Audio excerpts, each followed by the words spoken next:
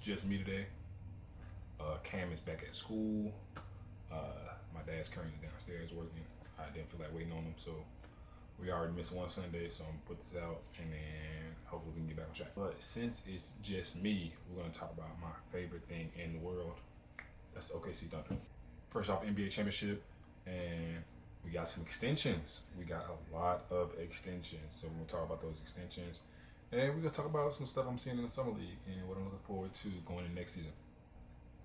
So we're gonna start off with the man of the hour, the SB man of the year, athlete of the year, whatever it is. Shay's got a lot of hardware this year. We won a lot of awards, but first we're gonna talk about Shay's contract extension.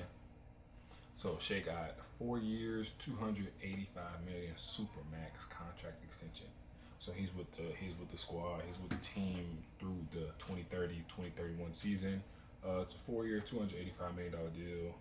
He was the richest, like, per year annual.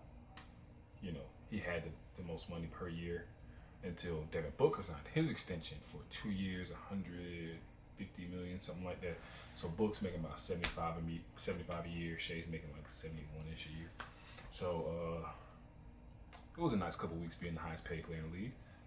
So very well deserved. I think if we would have waited till next year, it would have been a 5-year, $370 million extension, something like that, or 350. Yeah, 350, and it would have been 75 a year. Same thing as Book's making. So we saved a couple $1 million.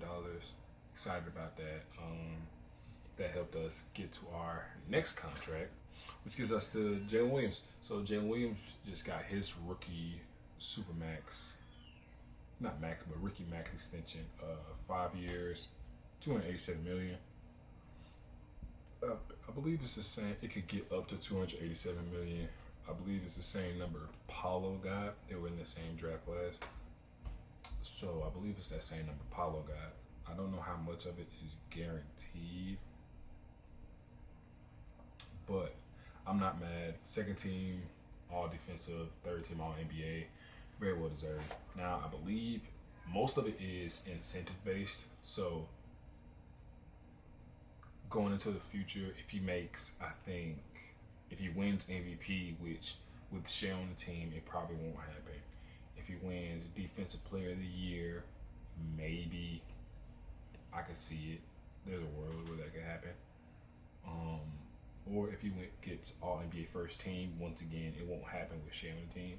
If he gets those numbers, then he can get up to that 287 million. But luckily, that I don't see it happening. So I don't think we get all the way to that number.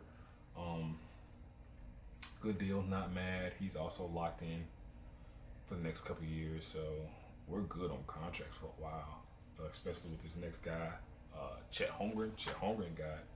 Chet has a 5-year max rookie contract extension that could reach up to $250 million, which is fully guaranteed for Chet. So I don't see if it doesn't say if Dub's contract is fully guaranteed or not, but Chet's contract fully guaranteed. Saw a lot of hate on this one because of how he played in the finals. Yeah, I saw a lot of hate on Chet's contract because of how poorly he played offensively in the finals. But I don't think people realize, bro played the entire second half of the season and the entire playoffs coming off like a broken hip.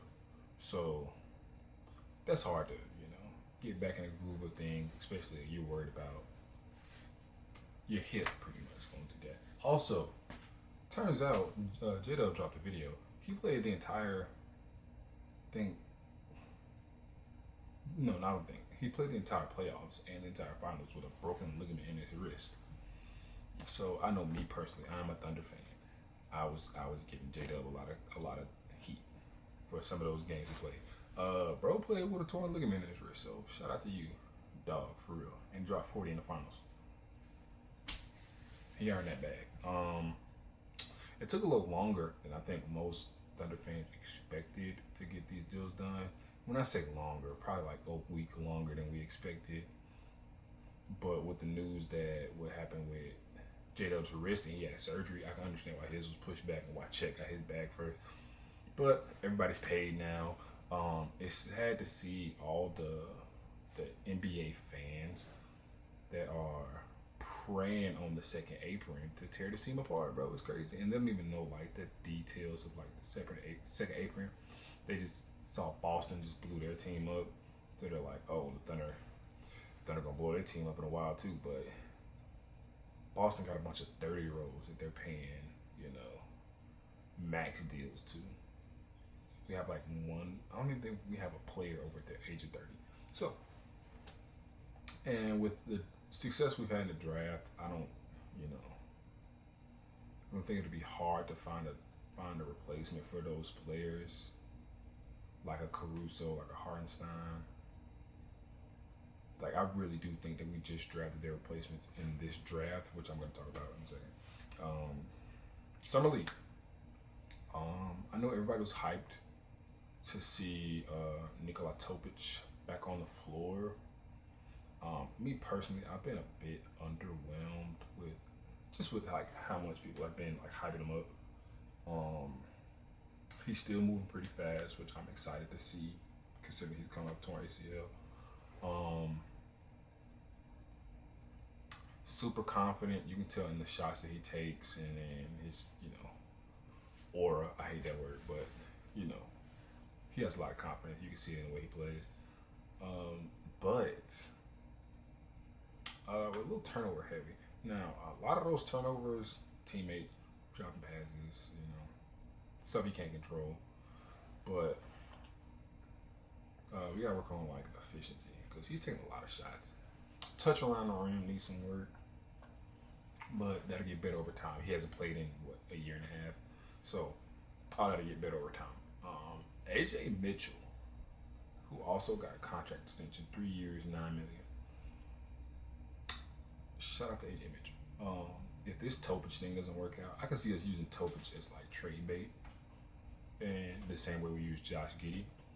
So Josh Giddey was a lottery pick also, who we ended up trading to get Caruso with didn't attach any picks or anything to it. So I can see us like further down the line, if he was a former lottery pick. Oh, he could have went #1 if he doesn't tear his ACL. The potential's there. I can see us using that to trade him for some first round picks or another Caruso type role player if we needed, like if need be down the line. Caruso, I really do. This could be me being completely biased, but I do think that we have found Alex Caruso's replacement. Further down the line, obviously he's gonna need some time, but who better to learn behind Alex Caruso? But further down the line, Brooks Barnhizer. Sam Presti, you've done it again. I don't know how we keep finding these gems, but it's pretty easy when all you have to do is draft role players. When you have your big three solidified, which I'm glad we have Shea, Chet, and Dub locked in. So now coming into the draft with all these first round picks we have, all we got to do is draft role players instead of trying to find a star guy, which a lot of these teams like Utah, Portland's kind of still in that area. They have to draft stars to get their team out of the mud. Whereas far we just have to draft role players that fit into the system, play well, play hard. And I think we found that with Brooks Barnhizer. I don't know what school this kid came from. Sam Presti's done it again. Brooke Barnhizer. I keep saying it wrong. I'm gonna learn by the time the season comes around, because he's gonna see some minutes this season.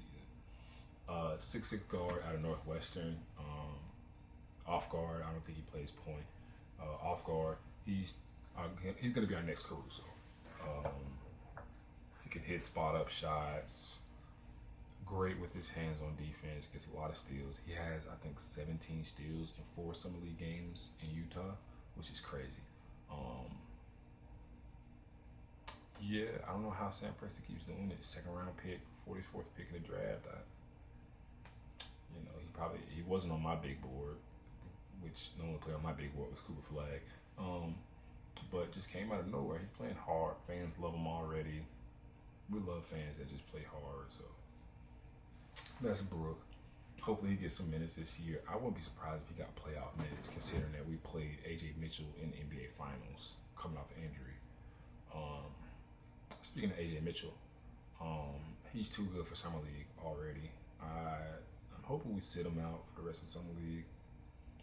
We're 4-0. No team has ever won an NBA Finals and a summer league title back to back. So whatever that means, I don't know. But yeah, AJ Mitchell, I can't wait to see him I'm not gonna say rather, but I would not be upset if AJ Mitchell was our lead guard coming out the bench and not Topic, because like I said, we could use Topic as trade bait. So would not see, and AJ Mitchell's on a cheaper deal too, since he was a second round pick.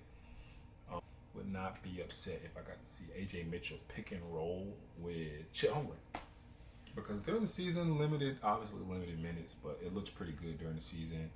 I feel like outside of Dub, AJ Mitchell will probably be our best facilitator out of the pick and roll. So looking forward to that. He's getting to the rim pretty well, getting to the free throw line, which everybody on the Thunder does well. So looking forward to that. No Thomas Sorbers. Really hope I'm pronouncing his last name right. No Thomas Sorber in the summer league. He's dealing with an injury. That's who I expect to be our Isaiah Hartenstein replacement. So whenever Hartenstein, contract talks come up, we can just trade him or let him walk, and then we'll be good. So that's pretty much all I have to talk about today. Just the Thunder. Looking forward to the season coming up.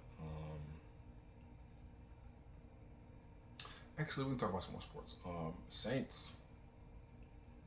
White helmet.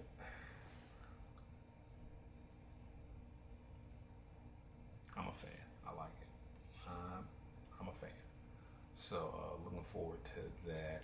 Somebody said we're going to be the cleanest 0-17 team of all time. If we go 0-17, I don't care, because we get Archie and we bring Archie home. So it's fine by me. Tyler Shuck. There's something in me that's telling me Tyler Shuck is going to be good, though. And we're going to go like 9-8, and we're going to have like the 16th pick. And I just want to be bad. Just be bad. And so with the Saints, though, 'cause I saw a schedule prediction, and like the outcomes of all the games, they weren't terrible. I just want to be better than the Falcons. We want to be better than the Falcons. Because the Falcons aren't drafting Archie, because they drafted Michael Penix. So they could be the worst team. We could be the second worst team for all I care. Just be better than the Falcons. That's hate. I don't care. Florida State. I don't know how to pronounce his last name. Thomas Castellanos, whatever. So obviously earlier in the season, he said Nick Saban's not there to save Alabama anymore. We have Alabama week 1. So he said Nick Saban's not there to save them. He said they got to worry about me.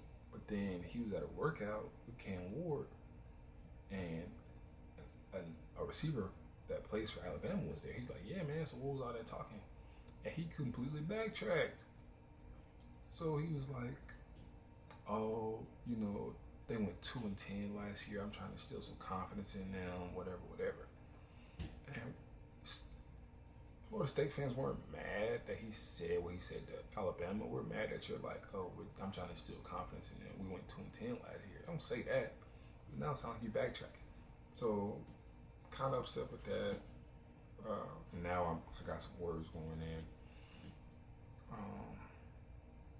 Hopefully we just don't get crushed on national TV. I really hope. I've been playing with him on college football.